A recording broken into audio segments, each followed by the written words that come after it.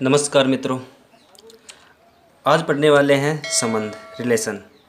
किसी एरिक समुच्चय ए से एरिक समुच्चय बी में संबंध कार्तीय गुणन ए क्रॉस बी का एक उप समुच्चय ए क्रॉस बी के क्रमित युग्मों से प्रथम व द्वितीय घटकों के मध्य एक संबंध स्थापित करने से प्राप्त होता है।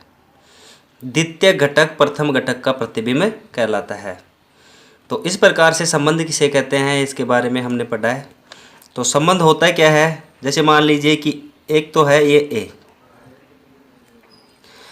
ए के माने तो ए के अवयव यदि हम मान लें 1 2 3।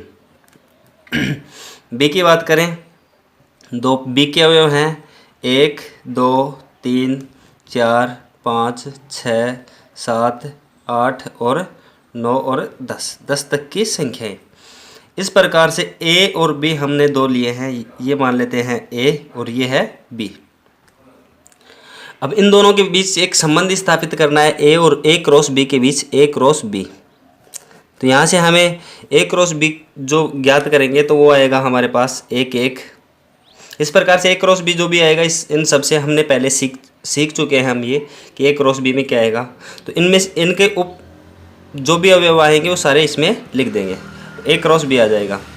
अब हमें संबंध ज्ञात करना है इसका संबंध। तो संबंध क्या होगा, तो इसका संबंध यदि मान लो हमें दिया हुआ है कि r = एक्स वाई और यहाँ लिखा हुआ है कि जो y है वो x का स्क्वायर है, y x का वर्ग, y x का वर्ग होगा। तो y x का वर्ग होगा तो यहाँ से जो हमारे पास संबंध होगा वो रिलेशन जो आएगा, तो वहाँ से हमें जो अवयव प्राप्त होंगे तो यहाँ से लिखेंगे 1 का मान रखेंगे तो 1 का वर्ग आएगा हमारे पास 1। दूसरा 2 का रखेंगे तो 2 का वर्ग आएगा हमारे पास, 2 का आएगा 4। इसी प्रकार 3 का रखेंगे तो 3 का वर्ग आएगा हमारे पास 9। इस प्रकार से ये एक रिलेशन प्राप्त हो जाएगा, यानी संबंध प्राप्त होगा हमें। तो यहाँ से यदि हम देखें तो 1 2 और 3 हमारे पास थे। यहाँ से देखें तो 1 2 3 4 5 6 7 8 और 9, इस प्रकार से सारे थे। तो यहाँ से 1 का 1 के साथ हो जाएगा, 2 का 4 के साथ और 3 का 9 के साथ। इस प्रकार से जो ये रिलेशन बने, एक बार फिर से बता दूं मैं आपको कि किसी एरिक समुच्चय ए से एरिक समुच्चय बी में कार्तीय गुणन ए क्रॉस बी का एक उप समुच्चय प्राप्त करना होता है। जैसे हमने अभी यहाँ से ए क्रॉस बी निकालते तो यहाँ से बहुत सारे अवयव आते हैं, लेकिन उसमें से कुछ अवयव हमने लेकर के एक उप समुच्चय तैयार किया जिसको संबंध कहेंगे 1 1 का 2 4 का और 3 का। यहाँ ए और बी के जो प्रथम और द्वितीय घटक हैं उनके अवयवों के बीच में संबंध स्थापित कर दिया हमने, 1 का वर्ग। तो जो ये संबंध स्थापित हुआ है इसी को ही हम संबंध कहेंगे, यानी रिलेशन कहेंगे। और यहाँ हम बात करें कि प्रथम घटक को बिंब और द्वितीय घटक को प्रतिबिंब कहा जाता है। प्रथम घटक का प्रतिबिंब द्वितीय घटक होता है। तो यहाँ से ये हमने सीख लिया है। आगे बात करें प्रांत की, तो प्रांत समुच्चय ए से समुच्चय बी में, यानी ये समुच्चय ए है 1 2 3 और ये समुच्चय बी था, इसमें 1 2 3 4 5 6 7 8 इस तरह से आगे संख्याएं थी 9। तो 1 का 1 से, 2 का 4 से और 3 का 9 से था, हमारे पास 9 से रिलेशन था। तो इस प्रकार से हमें ये दे रखा है कि समुच्चय ए से बी में संबंध आर के क्रमित युग्मों के सभी प्रथम घटक, यानी प्रथम घटक यहाँ से हमने लिए थे 1 1, तो इसका प्रथम घटक 1, इसका प्रथम घटक 2 और प्रथम घटक 3। ये सभी प्रथम घटकों को जो बोलेंगे तो ये क्या हो रहेगा, इसका एक प्रांत कहलाएगा, ये इसका प्रांत। अब बात की जाए परिसर की, तो समुच्चय ए से समुच्चय बी में संबंध आर के क्रमित युग्मों के सभी द्वितीय घटकों के समुच्चय को संबंध आर का परिसर कहते हैं। समुच्चय बी संबंध आर का सहप्रांत भी कहलाता है। अब यहाँ नहीं समझ में आया तो हम बता देते हैं आपको। समुच्चय ए से समुच्चय बी में, समुच्चय ए से इससे इसमें आर के क्रमित युग्म, यानी इससे और इसके बीच में जो संबंध होगा जिन जिन अवयवों के बीच में, उनके बारे में बात करें, क्रमित युगों के सभी द्वितीयक घटकों के समुच्चय को संबंध कहते हैं, संबंध आर का परिसर कहते हैं, सॉरी, संबंध आर का परिसर। तो यहाँ यदि हम परिसर की बात करें, परिसर की बात, तो यदि सीधी सीधी बात मैं करूँ आपसे, तो ये है कि इसका जिन जिन अवयवों के साथ संबंध होगा, तो द्वितीयक घटक जो भी आएंगे वो सभी इसका परिसर कहलाएगा। जैसे इसका जो आया था 1, 4 और 9, तो यहाँ से जो हमारे पास 1, 4 और 9 आएगा, 1, 4 और 9, इनका जो समुच्चय होगा ये परिसर कहलाएगा। सहप्रांत, इस पूरे के पूरे बी को हम सहप्रांत कहेंगे, इस पूरे को हम सहप्रांत कहेंगे, सहप्रांत, सहप्रांत। यहाँ दिया हुआ है कि सहप्रांत सबसेट या फिर इक्वल सेट होता है परिसर के। तो परिसर सबसेट होता है या तो सहप्रांत का या फिर इक्वल सेट होता है सहप्रांत का। यदि सभी अवयवों के साथ यदि एक का संबंध स्थापित हो जाए, तो जो सभी अवयवों के साथ संबंध स्थापित हो जाएगा तो परिसर और सहप्रांत दोनों इक्वल सेट हो जाएंगे। और यदि कुछ अवयव छूट जाते हैं तो सहप्रांत का सबसेट रहेगा परिसर। आगे नोट में लिखा हुआ है कि किसी समुच्चय ए से समुच्चय बी में संबंधों की कुल संख्या ए क्रॉस बी के संभव उपसमुच्चयों की संख्या के बराबर होती है। यदि मान लीजिए कि n नंबर ऑफ ए, यानी ए में अवयवों की संख्या है p, बी में अवयवों की संख्या है q, तो हमें पता है कि number of a cross b का मान ज्ञात करें तो p q होता है।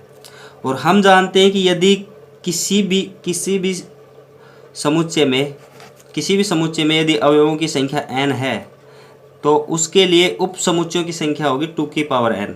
तो यहाँ जो हमारे पास जो समुच्चय ए क्रॉस बी आया है, ए क्रॉस बी, इसमें अवयवों की संख्या हमारे पास आया है pq।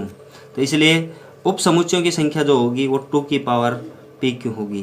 तो यहाँ ये बोल रहा है कि किसी समुच्चय ए से समुच्चय बी में संबंधों की संख्या ए क्रॉस बी के संभव उप समुच्चयों की संख्या के बराबर होती है।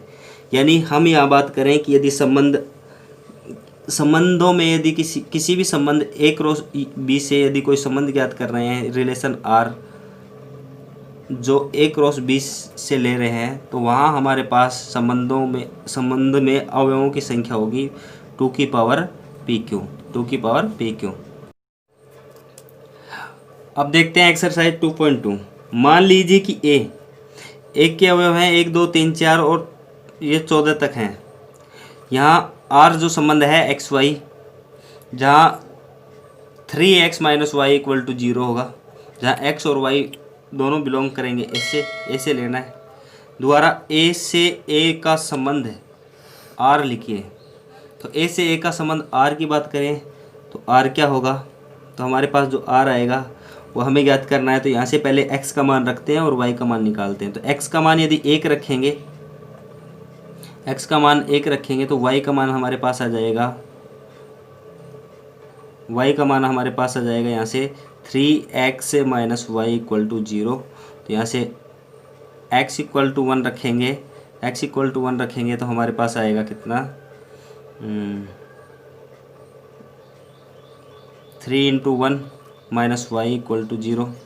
तो यहाँ 3 और ये इक्वल टू हो जाएगा y, तो y = 3। अब यहाँ हमारे पास x का मान 1 रखा, y का मान 3 आया। x का मान 2 रखते हैं, x = 2, तो x = 2 रखेंगे तो 3 दूनी 6, y का मान 6 आ जाएगा।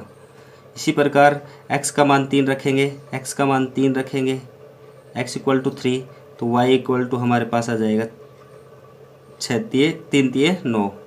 तो यहाँ हमारे पास मान लेते हैं 1 रखते हैं तो 1 3 आएगा, 2 रखते हैं 6, 3 रखते हैं 9, इसी प्रकार 4 रखते हैं तो 12 और 5 रखते हैं तो 15 और जो ज़्यादा हो जाता है, जो 15 इसमें है नहीं, इसलिए x और y दोनों हमें a से ही प्राप्त होने चाहिए। तो y का मान a में मिलेगा नहीं, इसलिए यहाँ तक ही रखेंगे।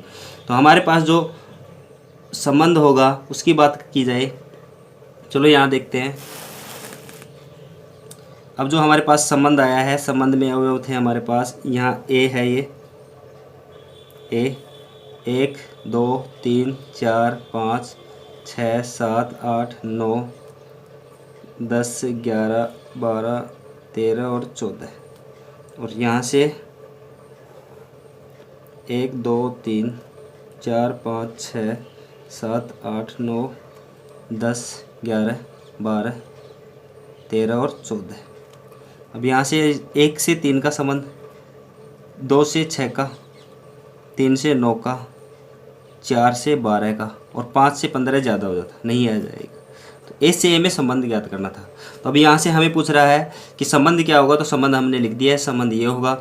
अभी बात करें, संबंध ये होगा। और अब बात करें सहप्रांत की, तो सहप्रांत हमारे पास जो प्राप्त होगा सहप्रांत, तो सहप्रांत की बात करें तो सहप्रांत ये पूरा का पूरा सहप्रांत हो जाएगा। बी के सभी यानी 1 से लेकर 14 तक सभी के सभी सहप्रांत होगा। बात करें प्रांत की, तो प्रांत में प्रथम अवयव सभी शामिल होंगे। तो प्रथम अवयव हैं 1, 2, 3 और 4, सिर्फ 1, 2, 3 और 4।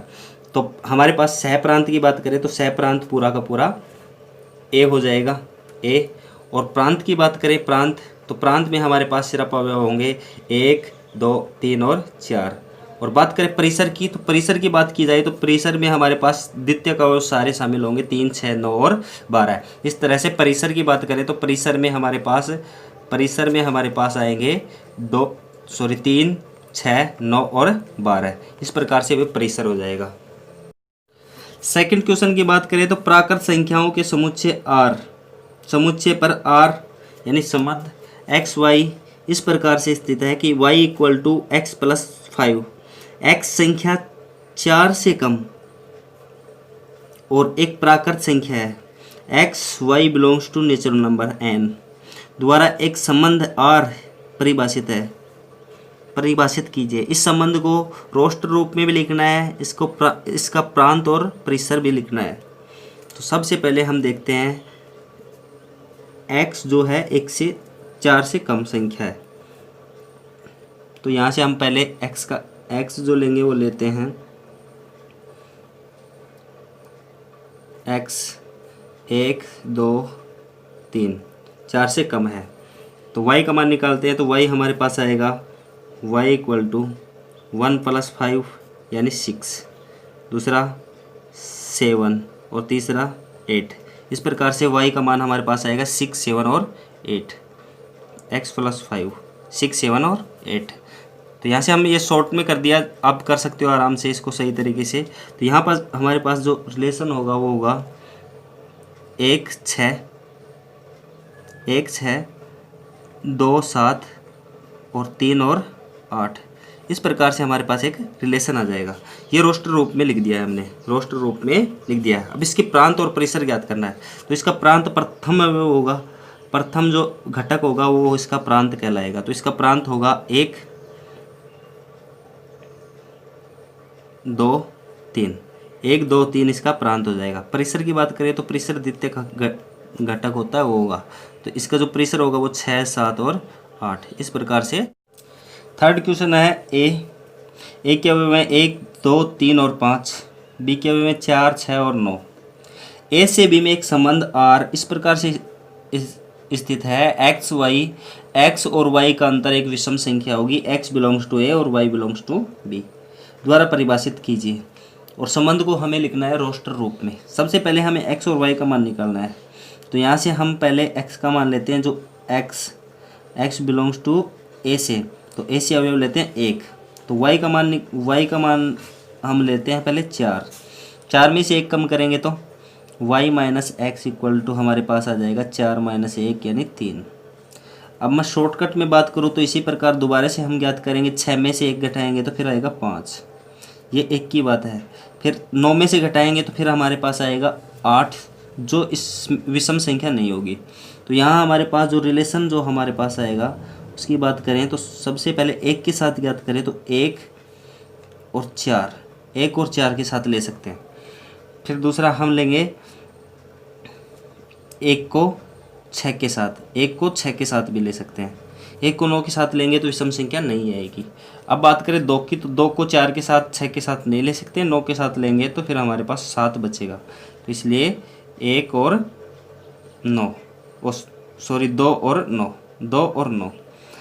इसी प्रकार 3 से बात करें तो 3 को 4 से घटाएंगे तो 1 आएगा, 6 से घटाएंगे तो फिर 3 आएगा, सॉरी 3 को 4 से घटाएंगे तो 1 आएगा, 3 और 4 का संबंध हो जाएगा और 3 और 6 का भी हो जाएगा, लेकिन 3 और 9 का नहीं होगा क्योंकि 6 बचेगा, ये सम संख्या होगी।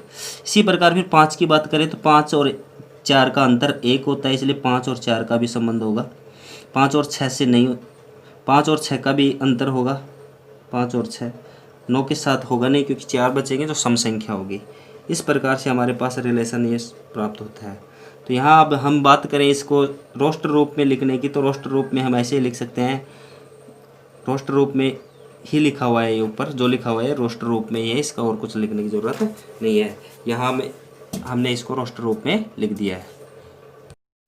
आकृति में समुच्चय P से Q का एक संबंध दर्शाती है। इस संबंध को समुच्चय निर्माण में और रोस्टर रूप में दोनों में लिखना है और इसके प्रांत और परिसर भी दोनों भी बताने हैं, तो ये भी बताते हैं। सबसे पहले हमें दिया हुआ है P और Q। P और Q में हमें P में अवयव हैं 5, 6 और 7, Q में अवयव हैं 3, 4 और 5। 5 का 3 के साथ, 6 का 4 के साथ और 7 का 5 के साथ संबंध स्थापित किया गया है। तो हमें इसको समुच्चय निर्माण विधि में लिखना है। तो पहले हमारे पास यहाँ रिलेशन R, यहाँ क्या दिया हुआ है x और y, x y, जहाँ x minus 2 equal to y है या y equal to x minus 2, x belongs to P और y belongs to Q, y belongs to Q, y belongs to Q। तो ये हमारे पास एक समुच्चय निर्माण विधि से हमने इसको लिख दिया है। तो यहाँ से हम देख सकते हैं कि जो यहाँ जो अवयव थे वो इस प्रकार से होंगे, और रोस्टर विधि में इसको लिखें तो रोस्टर विधि में हमारे पास ये आएगा 5, 3, फिर 6, 4 और 7 और 5। इस प्रकार से हम रोस्टर रूप में लिख सकते हैं। अब बात करें प्रांत और परिसर की। प्रांत होता है प्रथम घटक, प्रांत होता है प्रथम घटक, और प्रथम घटक हमारे पास है 5, 6 और 7। बात करें परिसर की, परिसर की बात करें तो यहाँ हमारे पास आएगा 3, 4 और 5। और एक और बात यहाँ करें तो परिसर और सहप्रांत दोनों यहाँ इक्वल होंगे, क्योंकि हमारे पास यहाँ जो सभी अवयवों का संबंध आपस में स्थापित है, तो इसके सभी अवयव इसमें इंक्लूड हैं, इसलिए सहप्रांत और इस बार परिसर दोनों इक्वल होंगे। क्वेश्चन 5 की बात करें तो मान लीजिए कि ए के अवयव हैं 1, 2, 3, 4 और 6। मान लीजिए कि आर ए पर एक संबंध इस प्रकार से है, ए और बी बिलोंग्स टू ए, संख्या ए बी को यथावत विभाजित करती है, द्वारा परिभाषित एक संबंध है। तो इसे रोस्टर रूप में लिखना है। चलो यहाँ रोस्टर रूप में लिखते हैं। सबसे पहले हमें देखना है कि इस संबंध में ये अवयव यानी प्रांत लेंगे एक किन किन अवयवों को विभाजित करता है, तो एक मेरे हिसाब से सभी को करता है, यानी एक को भी करेगा, 1 2 को भी करेगा, 1 3 को भी विभाजित करेगा, ए बी को विभाजित करता है यानी ए बी को विभाजित करेगा, तो 1 2 को भी, 3 को भी करेगा, 1 4 को भी करेगा, 1 6 को भी करेगा, 1 6 को भी करेगा। अब बात करें 2 की तो 2 को करेगा, 2 4 को करेगा और 2 6 को करेगा। और बात करें फिर 3 की तो 3 को करेगा और 3 6 को भी करेगा। बात करें 4 की तो 4 को करेगा और बात करें 6 को करेगा। इस प्रकार से ये एक संबंध स्थापित हो जाएगा। एक 1 को, 1 2 को, 1 3 को, 1 4 को, 1 5 को, 1 6 को, 2 2 को, 2 4 को, 2 6 को, 3 3 को, 3 6 को, 4 4 को और 6 6 को। इस प्रकार से ये संबंध रोस्टर रूप में लिख दिया है हमने। अब बात करते हैं प्रांत। इसके प्रांत क्या होगा? प्रथम घटक प्रांत होगा। तो प्रथम घटक क्या है इसका? तो प्रथम प्रांत इसमें क्या होगा? तो प्रांत इसमें होगा प्रथम घटक, यानी एक तो 1 होगा, 1 2 होगा, 1 3 होगा, 1 4 होगा और 1 6 होगा, यानी प्रांत इसके ये होंगे। अब बात करें इसके परिसर की, तो परिसर क्या होगा इसका? तो परिसर में हम बात करें तो परिसर में इसके द्वितीयक घटक होगा, और द्वितीयक घटक में भी लगभग सभी 1 2 3 4 5 और 4 और 6, 1 2 3 4 और 6, ये इसका परिसर हो जाएगा। तो इस प्रकार से इसका प्रांत और परिसर भी ज्ञात कर दिया है। क्वेश्चन नंबर 6 की बात करें तो आर यानी रिलेशन आर, जहां x और x प्लस 5 हैं इसके दो अवयव, x बिलोंग्स टू 0 1 2 3 4 5 द्वारा परिभाषित संबंध आर के प्रांत और परिसर दोनों ज्ञात करना है। तो यहाँ से इसके प्रांत और परिसर दोनों ज्ञात करना है। तो यहाँ हमें दिया हुआ है कि इसका x का मान जो होगा वो 0 1 2 3 4 5, तो रखते हैं एक बार। यहाँ से r का मान रखते हैं r,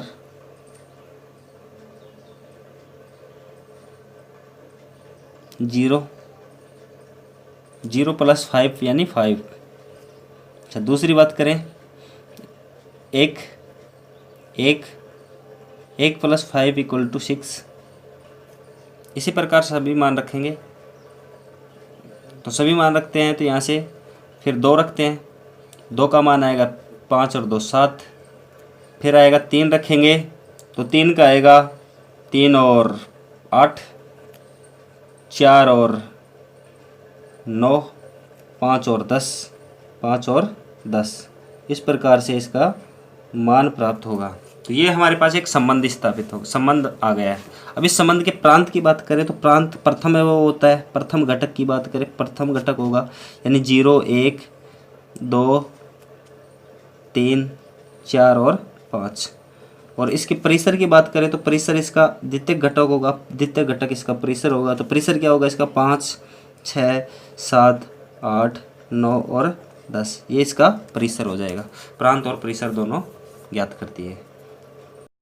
क्वेश्चन नंबर 7 की बात करें तो संबंध आर x और x क्यूब, x एक संख्या है जो 10 से कम अभाज्य संख्या होगी, को रोस्टर रूप में लिखना है। पहले हम प्रांत की बात कर लेते हैं। यहाँ प्रांत क्या होगा इसका, यानी x का मान क्या क्या ले सकते हैं। तो 10 से कम अभाज्य संख्या हमारे पास 2 3 5 और 7 है।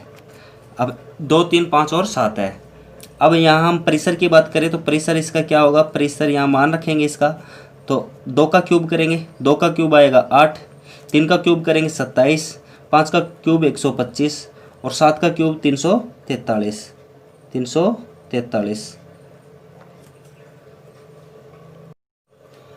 तो रिलेशन की बात करें, संबंध की बात करें तो यहाँ से 2 का 8 से 2 का क्यूब 27 8, 3 का 27, 5 का 125 और 7 का 343। तो देख लो यहाँ से हमने जो भी पढ़ा है कुछ भी कठिन नहीं है। फिर भी यदि आपको समझ में नहीं आए तो कमेंट करके बता सकते हैं। नेक्स्ट क्वेश्चन 8th वाले की बात करें तो नेक्स्ट क्वेश्चन है हमारे पास, मान लीजिए कि ए में x y और z और b में है 1 और 2। ए से b के संबंधों की संख्या ज्ञात कीजिए। ए से b के बीच में कितने संबंध स्थापित हो सकते हैं। तो हमने बताया था कि n number of a cross b जो आएगा वो हमारे पास आएगा पी क्यू के बराबर, यानी ए के अंदर जो अवयव हैं वो, ए के अंदर अवयवों की संख्या है वो 3 है और बी के अंदर अवयवों की संख्या है 2 है। तो यहाँ हमारे पास आ जाएगा 6। इसके उप समुच्चयों की संख्या के बराबर संबंधों की संख्या आएगी। तो संबंधों की संख्या बात करें, संबंधों की संख्या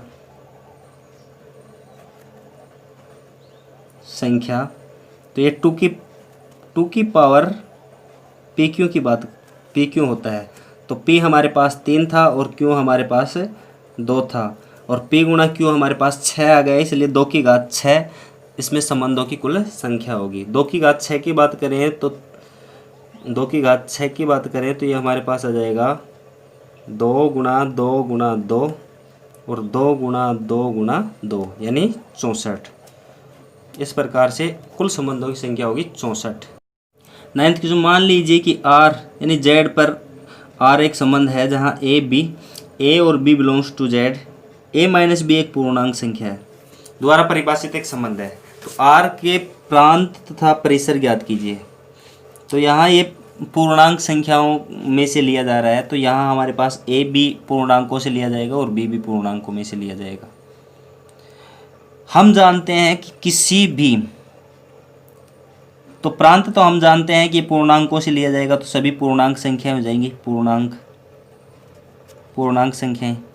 परिसर की बात करें तो किन्हीं भी दो संख्याओं, पूर्णांक संख्याओं का अंतर हमेशा पूर्णांक संख्या ही होगी, तो पूर्णांक ही इसका परिसर हो जाएगा। यानी इसका परिसर और प्रांत दोनों पूर्णांक संख्याएं होंगी। चाहे आप कर सकते हो -1 में से +2 घटा सकते हो, तो +2 घटाओगे तो -3 आएंगे जो पूर्णांक होगी। +2 में से -3 घटा सकते हो तो हमारे पास आएगा, जो भी 5 आएगा वो भी पूर्णांक संख्या होगी। यानी कोई भी दो पूर्णांक संख्या लोगे, उनका अंतर करोगे तो वापस पूर्णांक संख्या प्राप्त होगी। तो हमें जो प्रांत दिया हुआ है वो पूर्णांक है और परिसर भी होगा, वो भी पूरा पूर्णांक होगा। इस प्रकार से हम इस पूरी प्रश्नावली को कंप्लीट कर सकते हैं। सभी क्वेश्चन और इससे पहले की जो भी थ्योरी थी हमने सभी के बारे में डिस्कस किया है। उम्मीद करता हूँ कि सभी आपके समझ में भी आया होगा। कहीं थोड़ी जल्दबाजी हो भी गई होगी तो भी आप समझ सकते हो। यदि आपको समझ में नहीं आए तो आप कमेंट करके भी बता सकते हो।